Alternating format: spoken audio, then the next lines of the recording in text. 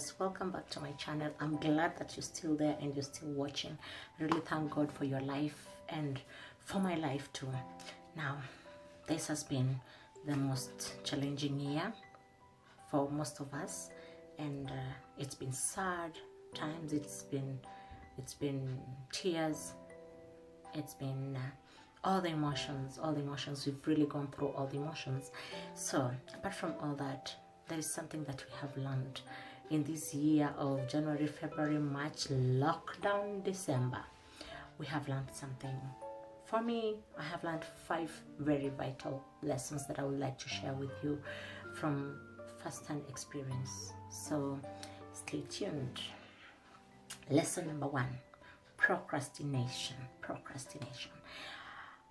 I started a study some years back, and I put it on hold because I thought I had all the time in the world. And someone said that procrastination is actually the arrogant assumption that God has another day for you tomorrow. Who told you? We live today and tomorrow something else happens. So we really have to utilize time and avoid procrastination. And so I really want to share with you people that it's the worst thing ever. Procrastinating takes away your motivation, brings new ideas that may be irrelevant into your head, jeopardizes your efforts to accomplish something, and so it is not the best company you want to keep in your mind. And remember, whatever you think, you become. So if you think I can just be pushing ahead because I have time, that's what is going to happen to you. So please avoid procrastination. It's a thief of time, and it's very arrogant for you to procrastinate thinking that you have another day tomorrow. Another lesson is simplicity of life. Making the simplest meals and looking at the simplest ways of having fun and enjoyment. That's something else that I have learned. Spending time with friends and talking to people and just reading books. I know most of you don't want to read books nowadays, but trust me, reading a hard copy is the best way you can ever get to travel when you're locked down. Having a book in your hand will take you to places, like it takes you into that imaginary world. Fiction, like it's all fiction, but you're traveling in your mind because everything after all happens in your mind. So what are we saying? We're saying that the simplicity of things, just grab a book and read. Just start reading. You'll see how time flies and how it erases a lot of emotions from you, and also how it introduces new perspectives in your life. So simplicity, live simple. You don't have to always be maybe flamboyant. You don't have to always be flamboyant and all that.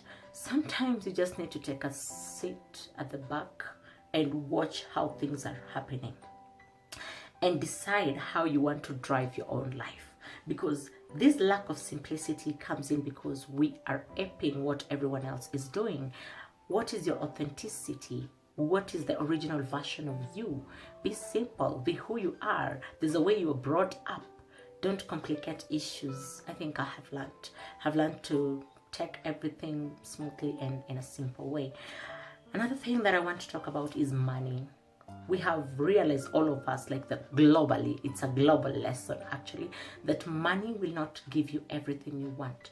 We have seen millionaires and billionaires die due to COVID, and there was nothing they could do, even despite the fact we had the oxygens and all that. We really had little that we can do. So apart from having money, make connections and spend time with family, spend time with friends, spend time with your loved ones. Like, this is the last day you will be on earth. And if you spend time like this is the last day I'm going to be on earth, you won't be chasing money, because you only chase money with the hope of I still have 2 years ahead of me to do this, and which is not okay. So spend time with people like you'd never, like today. Live as if someone said live as if this is your last day, but plan as if you have a lot ahead. So planning and living, I don't know how you're gonna mix that, but for me, when I'm planning, I say if God wills, I will do this. If God gives me the energy, I want to do this. If God gives me life, I want to do this. So that is planning, futuristic planning, with the hope that God will grant you the opportunity to be alive.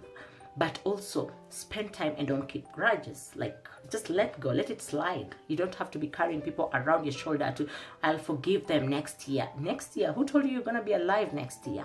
So do not carry grudges. Do not push things that you would have done today. And I'd say that if you can help someone today, don't push it tomorrow, because you don't know if you'll be alive tomorrow to help that person. So do whatever you can do today. The next one is hope. There is nothing you're going through that someone has not gone through. Trust me, someone else has already gone through whatever you're going through. Now, why do I say this? My favorite teacher used to say, you're not breaking any records, girls. You're not the first people to make noise in the world and all that. It didn't hit me quite well until now that I know that really you're not breaking any record until it's in the world record book. You're not breaking anything, because everything you've gone through, everything you're doing, everything that is happening around you, someone else has already gone through it. And if they went through it and it did not kill them, it shouldn't kill you. So you shouldn't also take your life just because you're in a situation where you cannot do anything. You wait. God says, do not worry. Just sit back. How many of you, by worrying, add a minute? Let me use a minute to your life. None. So stop worrying, stay put, and trust God. His plans are just perfect for you. The last lesson, be thankful. Be thankful. Sometimes God will just slam doors at you. Pa! You're going for an interview and then you're almost there. You're number 2. And you know how painful it is to become the second one, and the first person just defeated you maybe by 0 point something marks. That hurt me, by the way. I went to an interview and it happened, and they told me they were looking at religious background, because I didn't qualify to get the job. It hurt me, but I'm so glad from it I discovered that there is a lot of potential in me. Actually, if I would have gotten that job, I'm just thinking how much wasted I would be right now. So I'm really excited and thankful that I didn't get that job. Weird, right? Yeah, it's so weird for someone to really be thankful that they didn't get something. I'm also thankful that some things did not work. Some friendships did not work. Trust me, it was the best thing that ever happened to me. There's some people who come to your life and your life just gets stuck.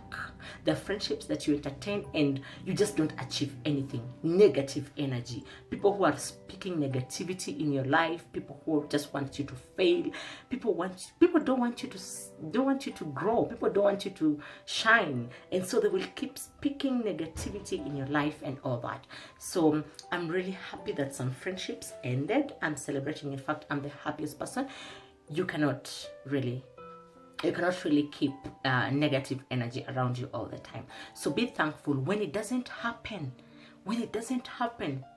Know that God has a plan for you. When you don't get what you want, know that maybe God is preparing something better for you. And always say the most desirable prayer. Oprah Winfrey said once that the most desirable prayer for you to say is just close your eyes and say, thank you, thank you, thank you, thank you, thank you for this day, thank you for the peace that I'm experiencing. Now, I hope that you have learned something, and also be free to share what you have learned during this COVID period. Share with a friend and help someone to grow. Thank you so much for listening. Let's meet in the next video, where I'll be talking about something that I don't want to mention, but it's going to be super exciting because it's a collaboration between me and my students. Wow. You don't want to miss that. See you. Bye-bye.